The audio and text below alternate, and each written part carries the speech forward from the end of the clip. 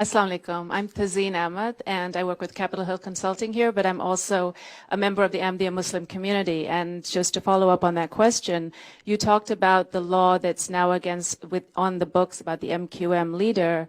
Well, the law, 8 months, but the law declaring Ahmadis non-Muslims was in 1974.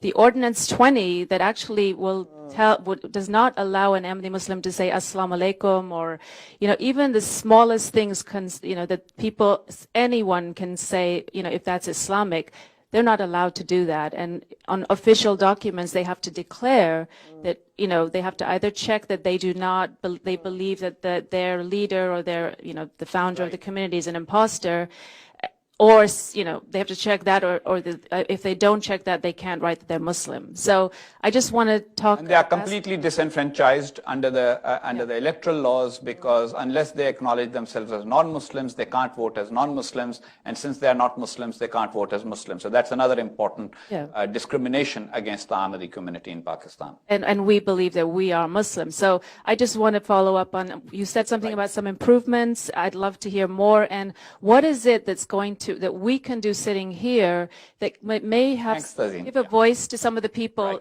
have people talk about it? Well, let me just start with my comment to say that some positive signs have been there. And when I say some positive, I don't mean that the problem of religious freedom has been taken care of in Pakistan. But let me give you examples of what I find little seeds of positivism. For example, there was a judgment of the Supreme Court for the first time addressing the Ahmadi issue, because the Supreme Court, in one of the cases many years ago, had given a judgment on the Ahmadi issue, which I find that when I look at that judgment, it is revolting in terms of human rights. It is a revolting judgment, which says that a Muslim has copyright over certain things and no one can copy it, and therefore the Ordinance 20, of which my friend talked about here, is legitimate law. This is one. Secondly, I hear more and more voices on the media concerned about religious minorities and talking about it. This is the positiveness that I talked about.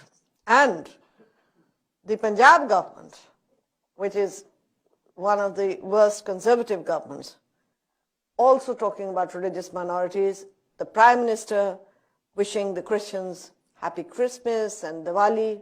Now, these are symbols, but they're important.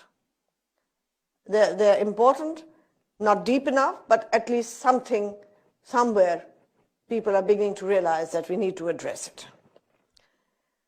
However, I think that the worst are the Ahmadis in Pakistan. Not only in Pakistan, but you see in Indonesia, in Bangladesh, the Ahmadis are being persecuted. But why I say that it's the worst kind of persecution in Pakistan is that the persecution is by the state.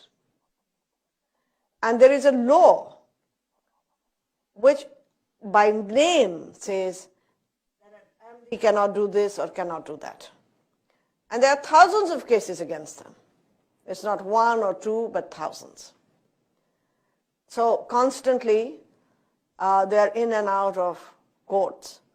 But what I find even worse is the kind of discrimination that Ahmadi children have to face in schools and colleges, and at times even violence because of their religion.